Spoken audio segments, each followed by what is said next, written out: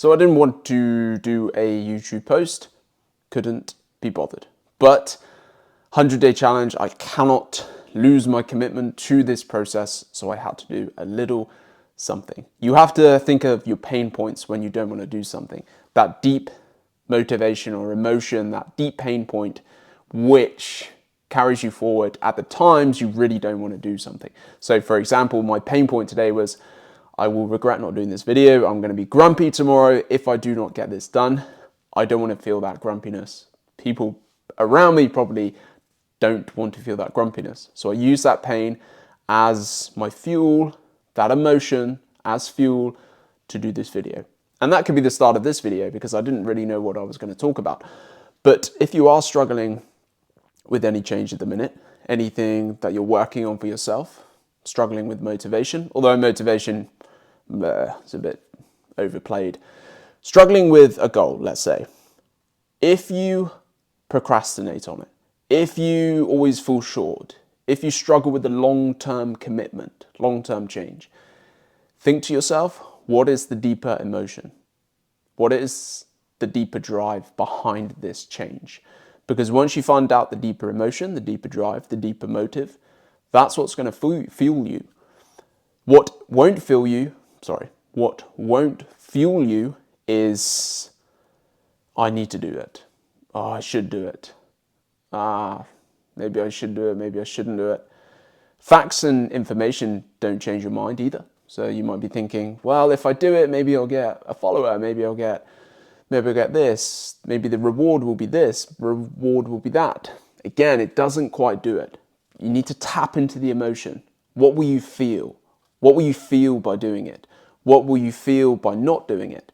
And that's what's going to fuel the motivation, let's say for today's post, to change and to continue to work on that change. Did that make sense? Continue to work on your change. You know what I mean. To continue that progression. So let's say, obviously I used last night's example for myself, using my future pain to drive the fuel, the motivation to do the video, to complete the task of making a YouTube video. In the context of general population, what we all tend to go through is some sort of sadness and unhappiness and feelings of down, anxiety, stress at some point in our life. So say you're stressed, anxious, unhappy about a certain situation, and you want to do X, you want to do some writing, but you can't seem to find that urgency or that drive to get up, pick the pen up, pick the paper up to do the task. Now, instead of just going, I need to do this, I need to do this, I need to do this. Instead of going, well, if I write, I wonder if I'll feel better after. You want to be thinking about the pain point that you are in. So say you're unhappy, stressed, you're very down that day. You have to think of your alternatives. So what are my two choices here? I stay in this position, I stay stressed, unhappy. I don't do my writing, which will mean I probably am going to feel a sense of regret, more unhappiness, more feelings of down, grumpy. So that's one choice. The other choice is I use that unhappiness and discomfort right now that I'm feeling as fuel to actually go and write. So instead of going, I need to write, you're now using your pain and emotion, the motive, to drive the action, which will initiate change. I think that makes sense. Well, initiates action, which helps drive change. Okay, so you're using emotion as opposed to just words. Then that emotion is going to carry you to do the task. And then remember this, key point, the most important point about all of this. Motivation, again, buzzword, overplayed, really doesn't exist. Motivation comes after action. We often try and think of motivation as before. Motivation never comes. I never actually feel like going to the gym. I don't want to go for a walk. Motivation isn't there. Maybe sometimes you're like, oh yeah, I'm well up for the gym today. But motivation comes after the action.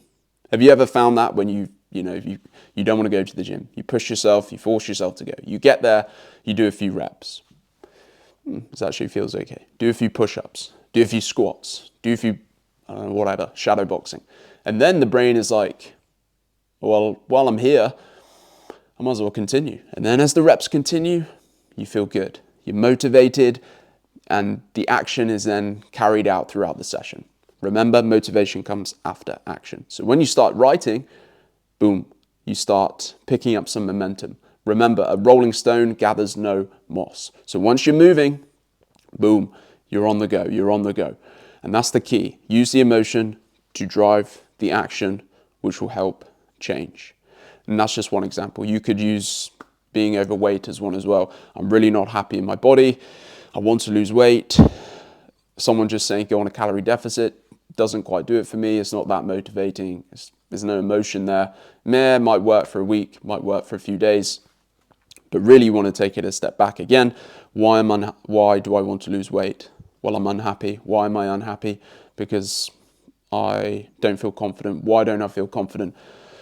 Because I had a bad breakup 2 years ago. What happened on that breakup? And see what I mean? We're going quite deep into the etiology or the problem where you're finding the deep motive, deep emotion. Well, I felt really unstable for 2 years after the breakup. Boom. So you're using stability, instability, missing a sense of control as your fuel, as your motivation, as your emotion, as your motive to then do the calorie deficit, which will help you with the action, which will help drive the change. Cool. So emotion, action, change, and that will continue to help you through long-lasting change. Well, I will leave you there. I didn't want to waffle on too much, but I did want to give some context and some examples which you could relate to, and I really hope this one helps today. As always, this is day 4 or 5. Join me on this journey, 100-day challenge, posting on YouTube. Let's see what happens, and I hopefully can help you with every single video, provide some value in your life, and help you with your health in one form or another. Thanks for your time, and remember to subscribe.